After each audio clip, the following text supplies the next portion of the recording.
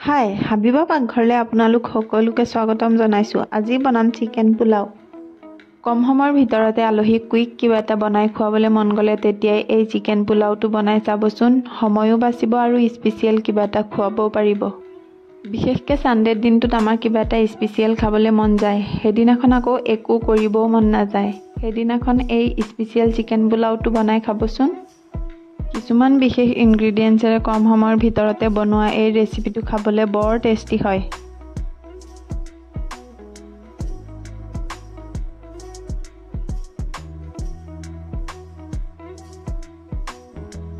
প্ৰথমে গেছটো অন কৰি এটা প্ৰেছাৰ কুকাৰ বহুৱাই ল'ম আৰু প্ৰেছাৰ কুকাৰটোত অকণমান সৰিয়হৰ তেল দি তেলখিনি গৰম হওঁতে এফালে এটা ডাঙৰ চাইজৰ পিঁয়াজ লৈ ল'ম আৰু পিঁয়াজটো মিহি মিহিকৈ স্লাইচ কৰি কাটি ল'ম।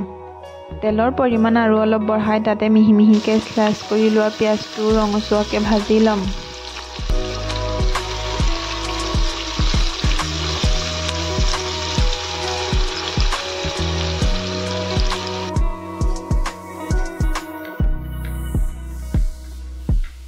পিঁয়াজখিনি ৰঙচুৱাকৈ ভজা হোৱাৰ পিছত সেইখিনি উঠাই এটা ছাইডে ৰাখি দিম। এতিয়া সেই তেলতে চিকেনখিনি ফ্ৰাই কৰি ল'ম। চিকেনখিনিত 1 চিকুট হালধি গুড়ি আৰু 1 চিকুট নিমখ দি চিকেনখিনি আধা ফ্ৰাই কৰি ল'ম। গেছৰ ফ্লেমটো ল' মিডিয়ামত ৰাখি চিকেনখিনি ফ্ৰাই হ'বলৈ দি এইফালে আদা আৰু নহৰুৰ পেষ্টটো বনাই ল'ম। যিহেতু চিকেনখিনি আমি পোলাও বনাম সেইকাৰণে একেবাৰে ফ্ৰাই নকৰোঁ, আধা ফ্ৰাই হোৱাৰ পিছতে উঠাই ল'ম। চিকেন ফ্ৰাই কৰা তেলতে আৰু অকণমান সৰিয়হৰ তেল দি তাতে অকণমান পিঁয়াজ দি দিম। পিঁয়াজৰ কোৱাণ্টিটিটো একেবাৰে কমকৈ দিছোঁ যিহেতু আমি আগতে পিঁয়াজ ভাজি থৈছোঁ। পিঁয়াজৰ কেঁচা গোন্ধটো যোৱাৰ পিছতে তাতে দি দিম আগতে কৰি থোৱা আদা আৰু নহৰুৰ পেষ্টটো।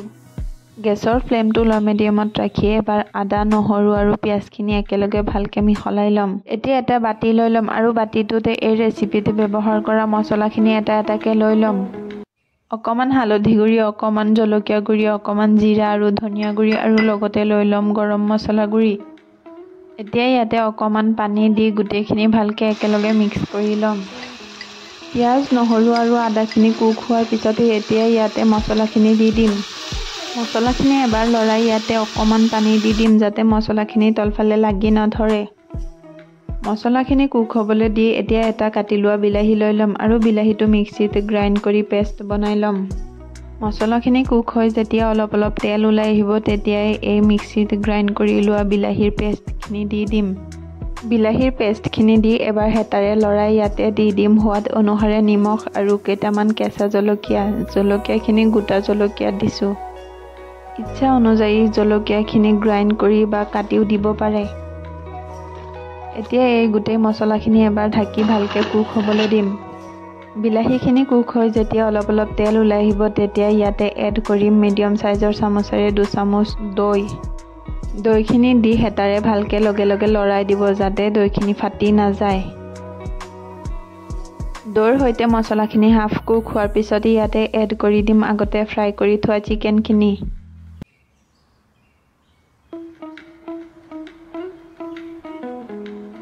চিকেনখিনি দি চিকেনখিনিৰ লগত মছলাখিনি এবাৰ ভালকৈ মিলাই এটা ঢাকনিৰে ঢাকি দিম আৰু 5 মিনিট সময় কুক হ'ব দিম যাতে চিকেনৰ ভিতৰত মছলাখিনি ভালকৈ সোমায়। এতিয়া বিৰিয়ানী স্পেচিয়েল বাসমতী চাউল লৈ ল'ম আৰু চাউলখিনি পৰিষ্কাৰ পানীৰে পৰিষ্কাৰ হোৱাকৈ ধুই ল'ম।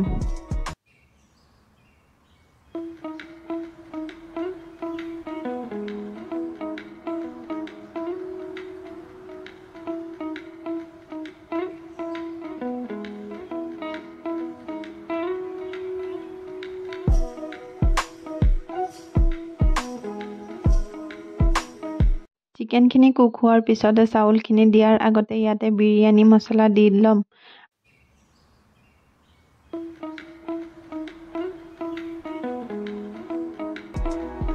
বিৰিয়ানী মছলাখিনি দি এবাৰ হেতাৰে ভালকৈ লৰাই আগতে ধুই ৰখা বিৰিয়ানী স্পেচিয়েল বাসমতী চাউলখিনি দি দিম। চাউলখিনিৰ লগত মছলাখিনি ভালকৈ মিহলাই অলপ সময় ভাজি ল'ম আৰু ইয়াতে মই তেজপাত দিবলৈ পাহৰিছিলোঁ, তেজপাতো দি দিম।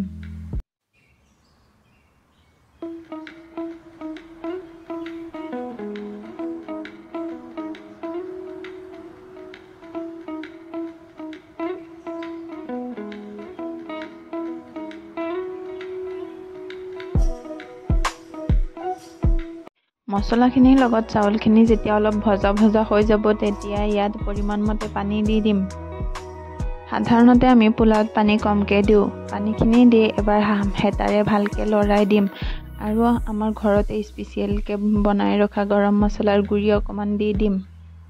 লগতে দি দিম আগতে ৰঙচুৱাকৈ ভাজি ৰখা পিঁয়াজখিনিও। লগতে ফ্ৰেছ ধনিয়া পাতটো থাকিলে ধনিয়া পাতটো দি দিব।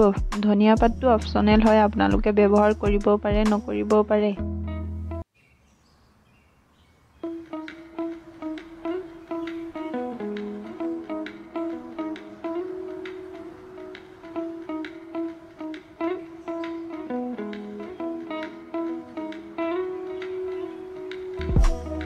ধনিয়া পাতখিনি দি মই আৰু অকণমান পানী দি দিম। মই যিহেতু চাউলখিনি ভিজাই ৰখা নাছিলোঁ সেইকাৰণে আৰু অকণমান পানী এড কৰি প্ৰেছাৰ কুকাৰৰ ঢাকনিটো লগাই দিম আৰু ঢাকনিটো লগাই এটা চিটি আহিবলৈ দিম।